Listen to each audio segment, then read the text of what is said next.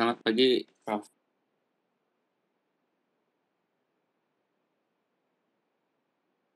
Bawakan topik mengenai medulloblastoma. Ini topik saya buat seperti gabungan ya, jadi dari Human Book Reading, tapi karena sempat membaca tentang medulloblastoma, ingin menambahkan sedikit dari Human chapter reading tentang medulloblastoma. Mungkin langsung saja, jadi supaya kita semua tahu tentang perkembangannya, posterior fossa tumor itu pada anak-anak pertama kali itu dikemukakan oleh Sir Percival Bailey dan Cushing. Kalau kita lihat ada beberapa buku tahunnya, ada yang bilang 1923, tapi jurnalnya itu sendiri publish-nya 1925, tidak saya cantumkan di sini mungkin supaya kita tahu saja historinya. Dan 5 tahun kemudian penemu yang sama yaitu Percival Bailey mengatakan adanya predileksi yang lebih cenderung pada laki-laki pada medulloblastoma ini. Dan ini adalah penemuan yang besar selanjutnya adalah pada tahun 1953 di mana pengobatan atau terapi manajemen untuk medulloblastoma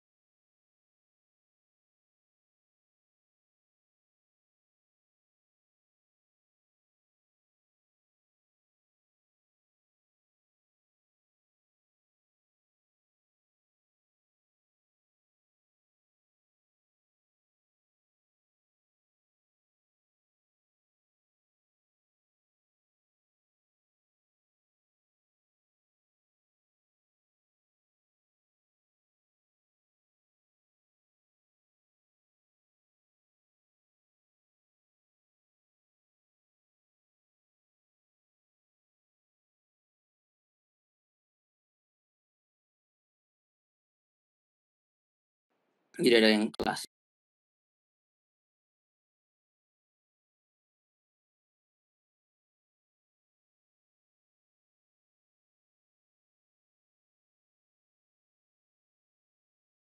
Nah, ini untuk yang molekular subgroup.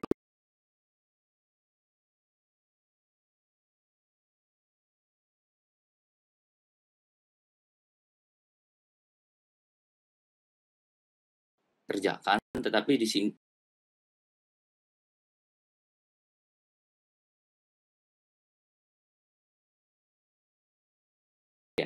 ya, nanti kita bisa lihat dari 4 tipe ini ada yang wingless type, ini yang paling bagus prognosisnya, dan di sini bisa dilihat prognosis terbaik ada di wingless type, lalu ada di Sony Hedgehog, ada grup 3, ada yang grup 4.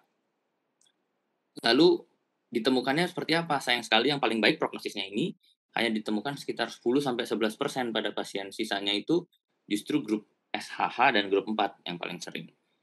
Lalu untuk gendernya seperti apa? Untuk wingless dan Sonic Hedgehog yang dua ini sama dikatakan laki-laki dan perempuan, tetapi untuk grup 3 dan grup 4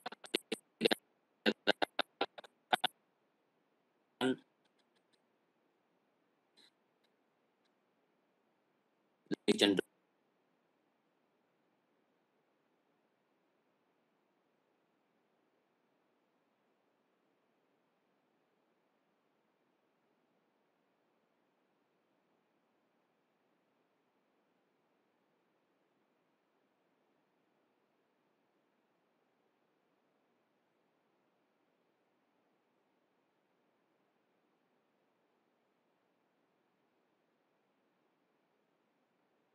Apalagi anak-anak, pasien akan datang itu dengan keluhan irritable dan ditemukan hidrosefalus. Jadi permasalahan utamanya dia itu adalah hidrosefalusnya. Karena sulit kita untuk menilai gangguan-gangguan cerebellar ataupun brainstem-nya pada pasien-pasien anak-anak.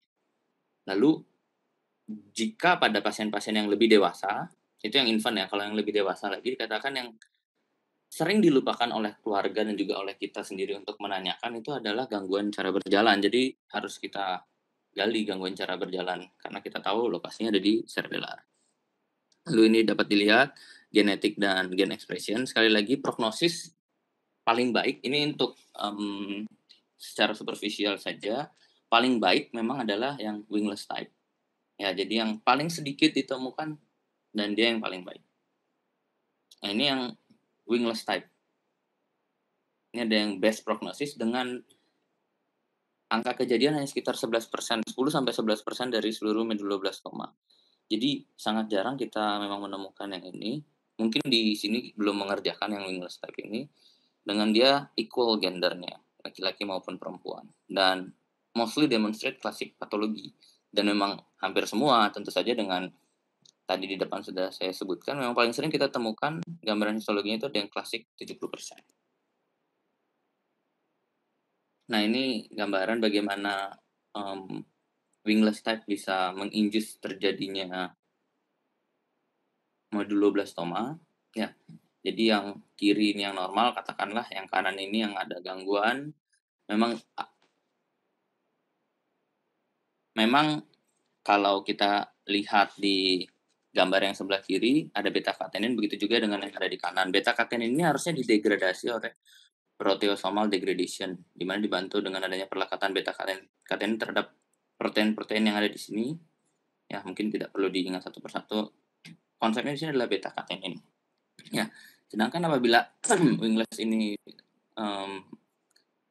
berikatan dengan reseptornya akan ada penarikan terhadap aksin protein-protein yang harusnya berinteraksi dengan beta catenin untuk memicu proteosomal degradation tidak terjadi karena sudah berikatan dengan reseptor yang ada wingless-nya. Akhirnya beta catenin masuk dalam selnya, dalam nukleusnya terjadi transcription activation, jadinya memicu terjadinya oncogenesis. Di sini yang penting itu adalah nanti namanya CTNNB. Jadi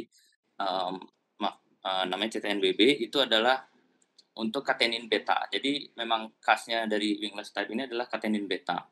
Ya, catenin beta yang memicu terjadinya oncogenesis. Konsepnya di situ. Dan lalu yang kedua itu adalah Saunich-Hedgehog. Ya, ini merupakan yang cukup kalau kita lihat di pedoman prognosis yang baru, prognosisnya kurang baik. Ya, tetapi kalau pada infant dikatakan masih sih bagus prognosisnya. Jadi intermediate dia masuknya dengan overall survival rate-nya 60-80%. Apabila medulloblastoma ini didiagnosis dengan baik, dilakukan penata laksanaan dengan baik, dan dia nantinya bisa kita kategorikan dengan average risk, dia bisa overall survival rate dan free progression survival untuk 5 tahun itu bisa mencapai 85%. Sedangkan buat yang high risk itu hanya sekitar 60-70%. Nah, ini dapat represent sekitar seperempat dari seluruh medulloblastoma yang ada. Sekali lagi nih equal gender dengan peak age groupnya ada 2. Jadi under 4 years dan over 16 di atas 16 tahun. Jadi yang tengah-tengah itu justru jarang. Nah, ini untuk yang gambarannya apa sih yang terjadi sebetulnya di sini? Ya, yang di sini yang terjadi adalah melekatnya Hedgehog ini pada patch 1 terjadi upregulasi yang menyebabkan tumorogenesis berdasarkan dari protein-protein ini ada yang SUFU, ada yang GLI1, GLI2 ini memang berhubungan dengan protein-protein yang berhubungan dengan Sony Hedgehog ini. Apabila ini ditemukan dapat menegakkan ini merupakan molekular subgroup untuk SHH.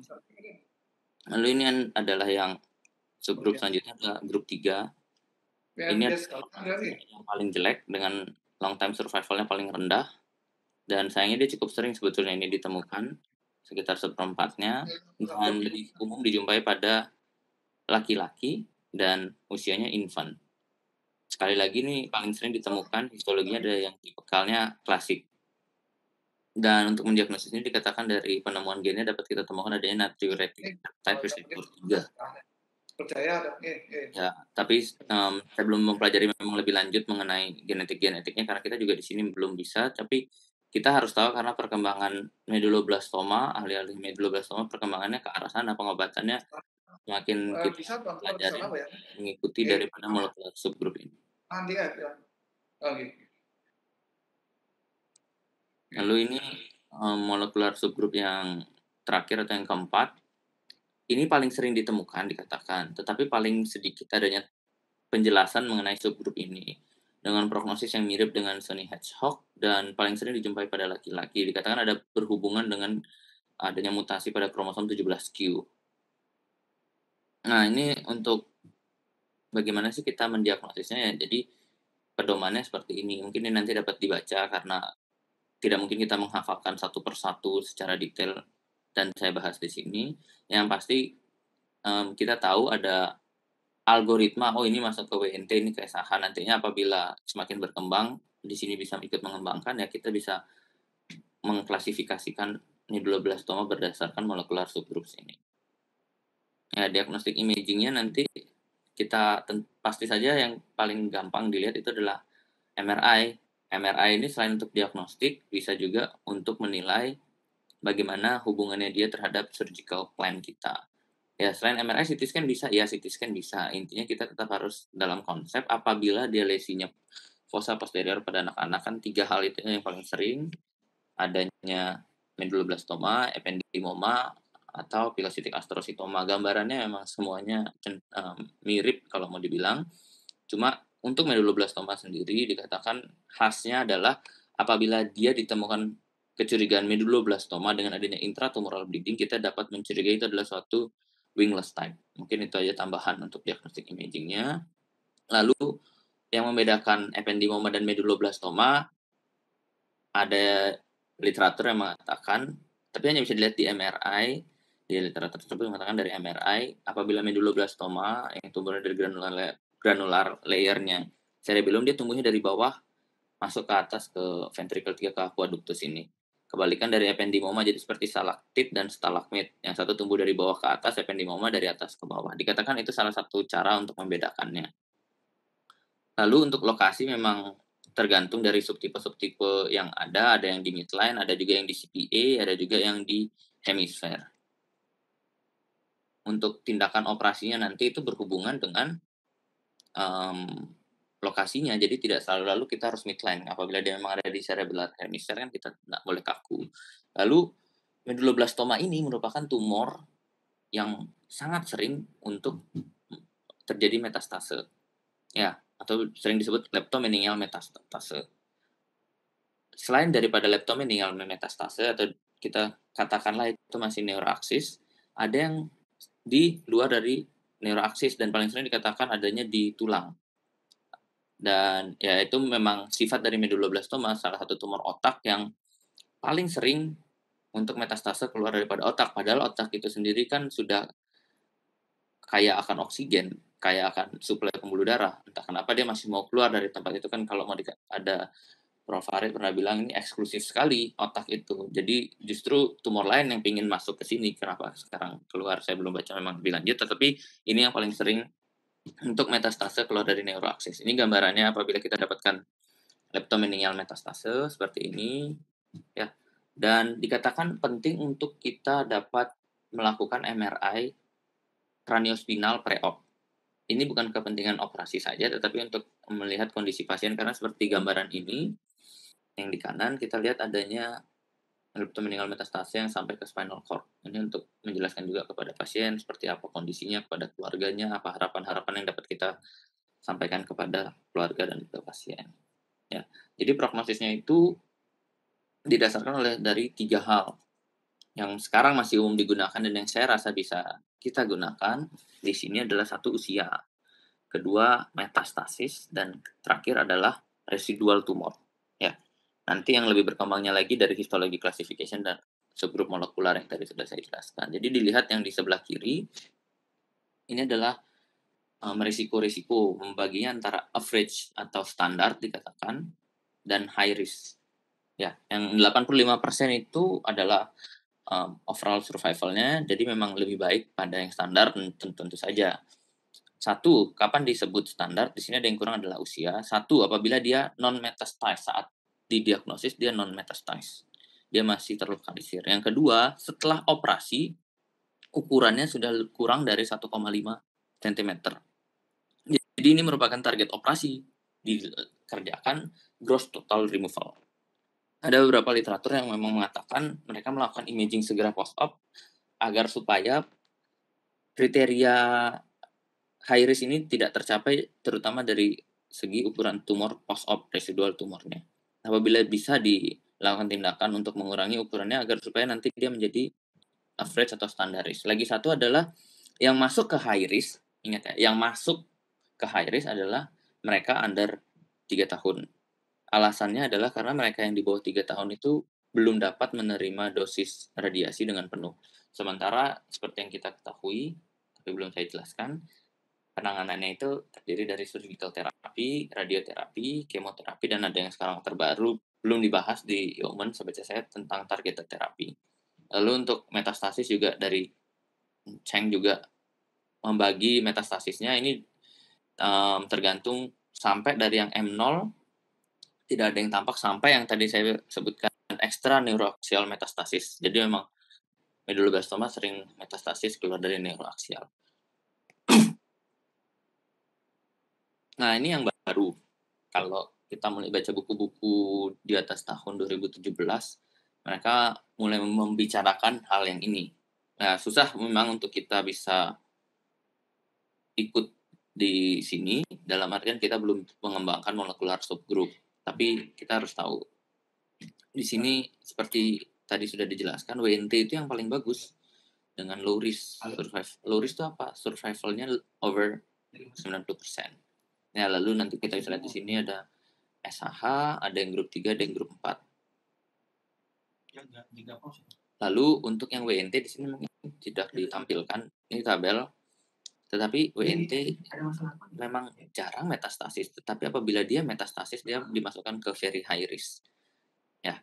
Jadi seperti itu. Dan seperti yang sudah dijelaskan, SHH dan grup 3 ini prognosisnya kurang baik. Kurang dari 400. Ya. Jadi low risk-nya dia tidak ada. Sekalinya kita masukkan ke molekular subgroup SHH atau grup 3 ya, dia masuknya paling banter standar risk. Ya tergantung nanti gen-gen yang ditemukannya itu seperti apa. Jadi kurang lebih pengerjaan mereka di luar untuk menilai risiko adalah seperti ini. Ya, treatmentnya 1 hydrocephalus management, 2 surgical resection, radiation, dan kemoterapi. Nah, pada literatur yang sempat saya baca mengenai hydrocephalus dan posterior fossa tumor memang cukup complicated. 1, apakah memang kita memerlukan permanent CSF diversion, entah menggunakan alat atau tidak menggunakan alat. Maksudnya apa? Ya, ETV kan kalau mau disebutkan kan kita permanent CSF diversion. Vipision ya dengan alat. Yang tidak permanen itu ya kita pasang IVD saja, entah itu pre-op, entah itu post-op. Ada banyak sekali literaturnya, tidak bisa saya bahas satu persatu di sini, dan mostly ini adalah non-communicating type karena adanya obstruksi dari aqueductus sylvii karena penekanan dari tumor yang ada di posteriornya. Tetapi tidak menutup kemungkinan ada sekitar 20% yang communicating ya karena adanya leptomeningeal metastase itu mengganggu penyerapan CSF di subarachnoid. Dan yang sekarang menjadi perdebatan ya ETV atau Vipisan kan seperti itu. Banyak sekali plus minusnya. Mungkin nanti ada kesempatan lagi saya akan membawakan memang khusus rencana tentang ETV itu sendiri. Dan kita bisa mempelajari lebih lanjut kenapa sih orang-orang memilih ETV, kenapa Vipisan. Tetapi secara singkat ETV itu memiliki keuntungan 1. Saat kita melakukan ETV itu dikatakan kita bisa mengambil sampel biopsi, entah itu sampel biopsi sitologi dari CSF atau sampel biopsi langsung saat kita melakukan leptomeningeal metastase. Saya tidak tampilkan gambarnya di sini, tapi leptomeningeal metastase itu bisa diobservasi atau bisa kita lihat langsung menggunakan ETV. Dari literatur-literatur yang sempat saya baca memang terlihat, oh ini adalah leptomeningeal metastase.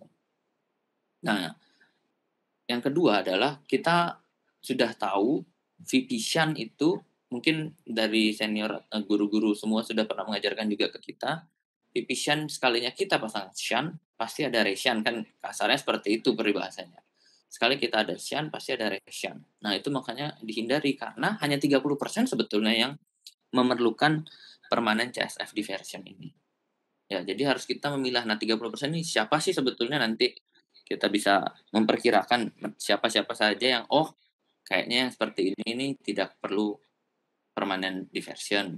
Oh, yang ini sepertinya perlu kita lakukan dari awal. Nah, nanti kan seperti itu kelanjutannya. Jadi itulah yang harus kita concern pada penanganan hidrosefalus pada meduloblastoma ini. Lalu bagaimana dengan adanya extra neural axis metastasis dari CSF? Ya, memang ada kejadiannya. Jadi karena pemasangan shunt terjadi metastasis neuroaksialnya di extra neuroaksisnya karena pemasangan shunt dari CSF-nya itu sendiri. Akhirnya ada shunt yang memang teknologinya lebih baik, dia itu bisa membuat semacam barrier supaya tidak ada sel-sel tumor yang terikut dari CSF itu ke arah peritoneum. Tetapi semakin ke sini dikatakan hal itu tidak perlu. Karena apa? Satu, kejadian metastase oleh karena shunt itu jarang. Kedua, dengan kita menggunakan alat tersebut, kejadian obstruksi shunt justru meningkat. Oleh karena itu, tidak disarankan menggunakan VP-shunt yang jenis tersebut. Ya, dengan adanya barrier tambahan untuk dapat memfilter, dengan ada filter untuk memfilter dari sel-sel tumor dari CSF-nya. Nah, ini adalah prediktor skor yang saya dapatkan dari salah satu buku hidrosefalus memang. Jadi ini adalah risiko-risiko yang dianggap berhubungan dengan permanen CSF diversion. Ada posterior fossa tumor, bukan hanya medulloblastoma. Dari usia, adanya metastasis, hidrosefalusnya severe atau tidak, lalu dari preoperatif ini kita curiganya nih apa, medulloblastoma atau ependymoma atau brainstem glioma. Ini ada poin-poinnya yang nanti dapat kita konversikan menjadi kemungkinan terjadinya hidrosefalus 6 bulan setelah operasi. Ya, mungkin sedikit poin saja supaya kita sama-sama mengerti kenapa ada usia di sini. Lalu ETV pun kan ada usia juga. Karena konsepnya di sini adalah penyerapan CSF yang terjadi dari pachyonian ke sinus. Ya, sinus dramatris. Dikatakan karena adanya penekanan pada tumor akhirnya terjadi karena penekanan pada tumor akhirnya terjadi tekanan yang tinggi pada sinusnya, jadi susah untuk berdifusi masuk ke dalam sinus, itu satu. Yang kedua, pada anak-anak usia yang masih kecil, kalau di sini di bawah 2 tahun, atau kalau ETV gradingnya adalah 1 bulan, di bawah 1 bulan sampai sekian-sekian, 1 tahunan dan sebagainya, itu berhubungan dengan ekspansi sinus. Yang masih terlalu kecil, ekspansi sinus itu kurang maksimal. Jadi pada usia anak-anak memang ekspansi sinus yang kurang maksimal berhubungan tentunya dengan tindakan ETV. Karena ETV kan kita tetap ujung-ujungnya mengharapkan adanya penyerapan ke sinus-sinus dramatris. Mungkin seperti itu saja tambahannya. Surgical resection di sini yang paling sering memang midline lesion, jadi tilovelar atau transfemoral approach atau kortikotomi kalau yang tadi dia memang adanya di kortikal. Konsepnya adalah kita insisi midline, expose dari inion sampai C2.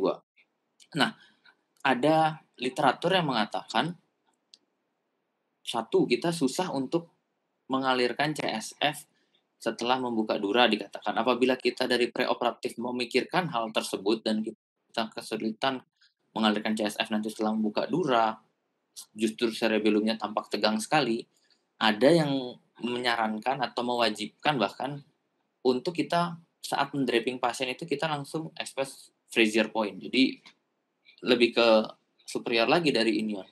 Ya, jadi disiapkan 6 cm superior, 4 cm lateral entah kanan atau kiri. Ya. Jadi dari sana Frazier point itu kita tentukan. Ada yang langsung bahkan membuat bur di sana. Karena pemikiran mereka apabila nanti terjadi edem cerebellumnya yang terlalu hebat, mereka bisa langsung melakukan tindakan drainase CSF untuk menurunkan tekanannya. Jadi dari Frazier point perpendikular saja pada tulang, atau ada yang bilang ke midline forehead sekitar 10 cm masuknya, supaya target kita kan adanya di depan sana. Ya, jadi memang tidak banyak yang mengatakan hal tersebut, hanya saya dapatkan di salah satu literatur. Yang penting kita mengerti bahwa apabila kita melakukan tindakan operasi pada posterior fossa ini, kita harus memastikan kira-kira bisa tidak kita drainase CSF-nya. Apabila cerebellumnya kembung sekali, bagaimana kita caranya supaya mencegah adanya komplikasi-komplikasi operasi. Jadi menurut salah satu jurnal tersebut, yaitu mereka langsung menyiapkan Fraser point dan harus mereka siapkan dari awal. Nantinya apabila kita sudah expose imun, kita insisi dulu, nanti ada gambar, mungkin saya langsung ke gambar. Nah, seperti ini gambarnya, insisi sampai C2, ya, setidaknya terekspos C2, C1 laminektomi ini surgeon preference dan juga memang tergantung ukuran tumornya. Apabila tumornya memang sampai masuk ke C1 kayak operasi terakhir medulloblastoma, ya kita memang harus membuka C1-nya tentu saja kita untuk mengekspos. Ya. Lalu kita expose cranium, kita harus tentukan juga transverse sinusnya ada di mana, karena kan kita ngebor pas kita melihat inferior border dari transverse sinus, jadi kita bisa ngintip sedikit transverse sinusnya. Jangan terlalu atas juga sampai kasarnya telanjang transverse sinusnya, karena tidak ada tulang kranium lagi di atasnya. Jadi kita memang harus menghitung, itu dari pre-op bisa dihitung, atau kalau dari Duranta dikatakan kita lihat nukal ligamennya itu di mana sih line-nya, disitulah transverse sinus. Jadi konsepnya kita harus tetap insisi midline supaya tidak banyak berdarah, hati-hati vena-vena dan juga diplu-diplu yang ada di sini. Tambahan lagi apabila pasiennya anak-anak, tumornya sangat besar, itu perdarahan dari tulang itu banyak sekali. Jadi memang kita dari awal harus aware untuk menyiapkan hemostasis untuk mengontrol perdarahan dari tulang. Perdarahannya besar, mungkin kalau teman-teman yang sudah pernah operasi itu kayak perdarahan cukup nggak dari sinus seperti perdarahan dari granulation Pacchionian seperti itu, tapi ini dari tulang. Jadi supaya saat insisi, apalagi nanti kita insisinya tidak tepat midline, yang kita insisi adalah otot, kita semakin bingung ini perdarahan dari mana, akhirnya kita bakar-bakar otot, padahal di bawah situ ada tulang yang sudah terekspos, bleedingnya dari sana, dan akhirnya miss di situ. Pasien anak-anak perlu kita garis bawahi juga dengan estimated blood volume mereka tentunya sedikit sekali. Katakanlah 15 kilo, berarti estimated blood volume hanya sekitar 1000 sampai 1200 cc, itu kan sangat sedikit. Apabila ada perdarahan yang hebat, hemodinamik bisa langsung kacau balau. Ya, kita lanjutkan lagi. Jadi ini untuk kita contohnya ini sudah dilakukan craniotom. Ya. Ini sampai membuka dari foramen magnum, C1 di sini memang tidak dilakukan laminektomi. Ya, hati-hati di sini memang kita lakukan insisi Y, sudah paling umum untuk dikerjakan. Mereka memiliki hemostatic clip, kita di sini tidak ada, jadi bisa dilakukan pakai klem atau nanti dijahit. Yang pasti kita harus aware. Di sini mereka pakai klip, pertimbangannya adalah supaya tidak perlu mencari duraplasti saat nanti mau menjahit dura, karena kalau kita bakar kan tentu saja ukuran semakin kecil, pasti kita perlu duraplasti. Nanti sudah insisi duranya, hati-hati di atas ini ada sinus transverse, harus diidentifikasi. Karena kita tidak boleh memotong dura sampai merobek sinus transverse, harus tepat ada di sebelum sinus transverse, ke bawah kita buka, jadi bisa terekspos dengan bagus. Ya ini karena gambar cantik sekali. Nanti pada Duranta op tidak secantik ini. Ya, ini anatomi yang paling penting adalah saat kita melakukan operasi, nanti gambaran kasarnya kan ada tumor di sini, kita harus entah dari atas atau dari bawah, tapi memang disarankan dari bawah, apalagi kita menggunakan telovelar approach dari bawah sini. Jadi kan telovelar kan dari telacrodial approach. Kita diseksi pelan-pelan dari sini arachnoid sampai menemukan ventricle 4. Apabila sudah menemukan ventricle 4, ada yang mengatakan sebisa mungkin kita berikan cotton patty dari aliran-aliran ventricle 4 itu, entah itu ke aliran proksimal ataupun ke distal, untuk mencegah adanya leptomeningeal metastase, karena tindakan kita justru karena kita reseksi, kita tidak tahu ada tumor yang terikut masuk ke aliran ventricle, justru dia masuk ke ventricle 3 dan lain sebagainya, justru terjadi leptomeningeal metastase. Jadi mereka justru menyematkan watches kecil untuk menyumbat di aliran proksimal distalnya. Tapi ada expert opinion juga yang mengatakan hal itu tidak perlu dilakukan karena memang dari awal, satu, kita memang harus memastikan tidak ada hal tersebut terjadi. Dua, sebetulnya leptomeningeal itu pasti sudah terjadi tetapi tidak dapat diidentifikasi dengan baik dengan imaging. Jadi seperti itu. Nah, ini gambaran-gambarannya, maaf belum terlalu jelas. Video operasinya kita belum ada yang benar-benar bagus untuk tindakan medulloblastoma yang posterior fossa. Sementara dikerjakan, nanti kalau sudah selesai mungkin bisa teman-teman tonton di YouTube. Kemarin kita menggunakan telovelar. Ya, kalau kita menggunakan transfermian dikatakan expose ke lateral itu mentok 2 cm. Kalau transfermian kita hanya ambil half inferior, ya 2 cm ke kanan, 2 cm ke kiri. Ya, akan lebih leluasa apabila kita menggunakan telovelar, dikatakan seperti itu. Dan di sini perlu kita lihat penarikan atau retraksi menggunakan spatel atau lela itu tidak membelah kanan kiri, tetapi agak sedikit mengangkat, ya, supaya tidak ada tarikan pada dentatus di situ, nanti bisa menyebabkan cerebellar mutisme. Jadi memang transfermia ini semakin ditinggalkan karena dapat menyebabkan ataksi, terutama ataksi post-op, dan juga tinggi sekali kejadian cerebellar mutisme. Ya, kita nanti menemukan dasar dari ventricle 4, kita harus mempreservasi pia maternya dengan baik.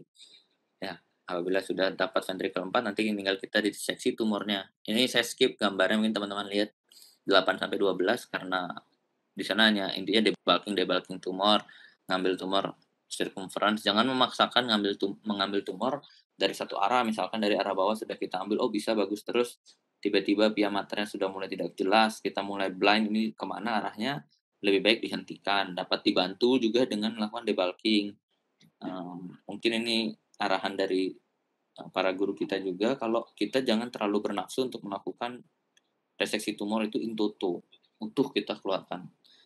Memang ya ada yang mengatakan itu suatu kebanggaan, tetapi itu bisa menjadi bumerang bagi pasien karena kita terlalu bersemangat tidak ingin mengecilkan ukuran tumor, justru tarikan atau retraksi kita saat melakukan dissect-nya itu berbahaya. Jadi sebaiknya memang dilakukan debulking berkala.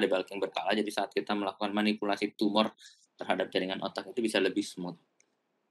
Ya, mungkin seperti itu untuk tindakan operasinya. Untuk radioterapi ini harus ada beberapa teknik radiasi yang coba dibanding-bandingkan, tetapi dari yang saya temukan paling terakhir adalah craniospinal radiasi 36 gray pada neuroaksis dan booster hanya di lokasi tumornya itu sebesar 54 gray. Ya, ada yang membandingkan 23,4 gray dengan 36 gray dengan dosis 180 rat setiap pemberian, dan memang perbandingannya sekitar 65% berbanding 75% untuk free survival-nya. Yang lebih tinggi adalah yang 36 gray. Jadi ya memang dosisnya jangan dikurangi terlebih dahulu untuk saat ini, penelitiannya seperti itu. Lalu ini yang tadi saya sebutkan dengan high risk adalah mereka dengan usia di bawah 3 tahun karena dikatakan tidak dapat menjalani radioterapi. Ya, terpaksa harus dijalani adalah delayed radiation. Bukan menunggu operasinya sampai usianya di atas 3 tahun baru kita operasi, tapi menunggu radiasi sampai nanti dia sudah di atas 3 tahun ya kita lakukan radiasi. Tapi tetap konsepnya kita harus melakukan gross total removal supaya ukuran tumor residualnya di bawah 1,5 dan dapat dilakukan kemoterapi. Ya. Dan kemoterapi ini juga nanti dibagi average risk atau high risk, children, yang saya tahu di Sanglah sudah bisa, tetapi protokolnya tidak. Saya coba mencari yang milik Sanglah, tidak dapat karena memang sangat spesifik untuk setiap pasien. Intinya dapat digunakan 2 line terapi. Di ESPN itu ada guidelines-nya, barusan saya baca, belum sempat saya masukkan berapa saja, cara pemberiannya seperti apa. Penting tentunya untuk kita, walaupun mungkin bukan kita yang memberikan, penting untuk kita. Mungkin nanti tambahannya saya share saja di grup. Mohon maaf belum bisa saya masukkan di sini. Tapi ada 2 grup kalau di Yeoman dikatakan entah menggunakan grup yang lomustine, cisplatin, vincristine atau cyclophosphamide, cisplatin dan vincristine. Dosisnya juga akan berbeda antara yang average dan high risk. Tentu saja akan kita lebih agresif pada yang high risk. Jadi ini konklusinya gampang saja, hanya 3 poin. Medulloblastoma adalah tumor ganas grade 4. Sudah keluar dia dari kelompok yang dulu dia masuk ke PNET, sekarang dia sudah berdiri sendiri. Medulloblastoma WHO grade 4 dengan adanya histologi classification, tergantung yang tadi itu ada 4, ada yang klasik, desmoplastik, ada yang anaplastik atau large cell, dan extensive nodularity, good prognostic score, tergantung dari yang terbaru kan molecular subgroups yang tadi saya sempat tampilkan, wingless atau SAH, grup 3 atau grup 4, atau yang masih sekarang dapat kita pakai adalah berdasarkan usia, kondisi metastasis pre-op, dan juga residual tumor. Dan target terapi kita tentu saja gross total removal, setidaknya residual tumor di bawah 1,5, dilanjutkan radioterapi dan kemoterapi, dan sekarang yang terbaru targeted terapi, nanti kita sama-sama belajar. Dan tambahan lagi, ada salah satu literatur yang mengatakan saat melakukan gross total removal ini, terutama saat kita sudah bermain di area brainstem, kita harus berhati-hati, kita harus koordinasi dengan anestesi apabila ada gejolak hemodinamik, dalam artian kita sudah mulai mengganggu pusat pernafasan dan kardiak yang ada di daerah pons, kita harus stop. Karena semakin kita agresif, memang positifnya adalah tumor semakin banyak yang terambil, tetapi negatifnya adalah fungsional pasien satu tentu tambah jelek, yang kedua ini berhubungan juga dengan kondisi ekstub yang memanjang. Ya, jadi selain keahlian atau kemampuan teman-teman intensif untuk ekstub, tentu kita juga harus punya kebijakan kapan kita harus stop operasi, karena dengan kita memanipulasi daerah brainstem terlalu berlebihan akan berhubungan juga dengan kebutuhan pasien untuk akan ventilator yang berkepanjangan walaupun pre-op kondisinya baik, tapi karena manipulasi berlebihan di daerah brainstem dikatakan dapat meningkatkan waktu penggunaan ventilator yang berhubungan dengan pneumonia tentu saja. Mungkin seperti itu Prof yang dapat saya sampaikan. Terima kasih atas perhatiannya Prof dan teman-teman semuanya. Selamat pagi. Terima kasih demikian dari presentasi dari Stefan yang bagus sekali ya. Pak Madip, ada pertanyaan nggak kira-kira? Bentar. Ya.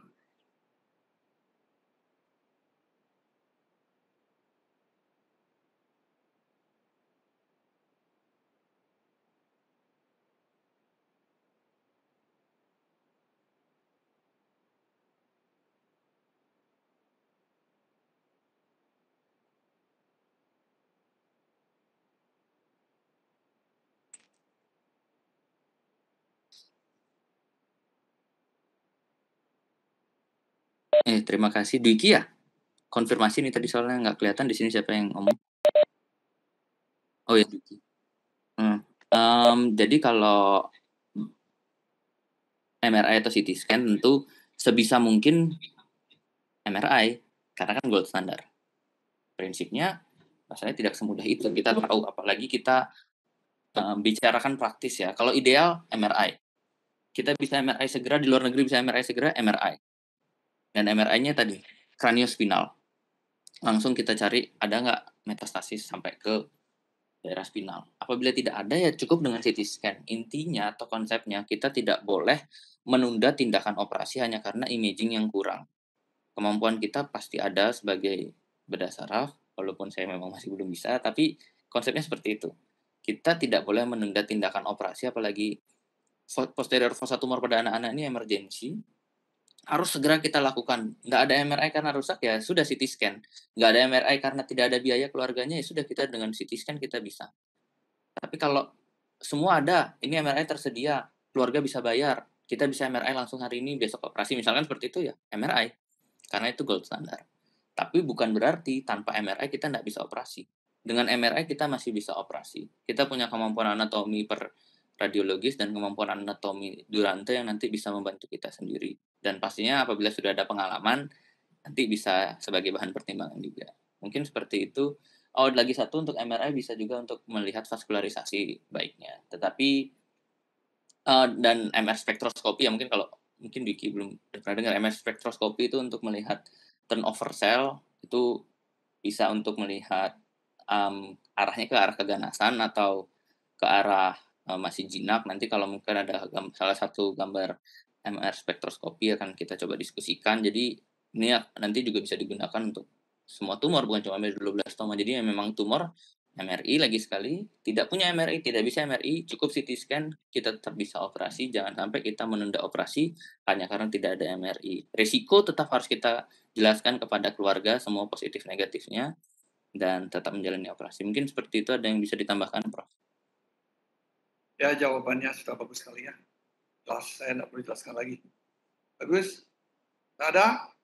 Kalau nada, terima kasih Dr. Stephen, dikirim slide-nya ya, dan kumpulkan ya. Tugas-tugas baca, cepat baca ini ya. Ya. Siap, Prof.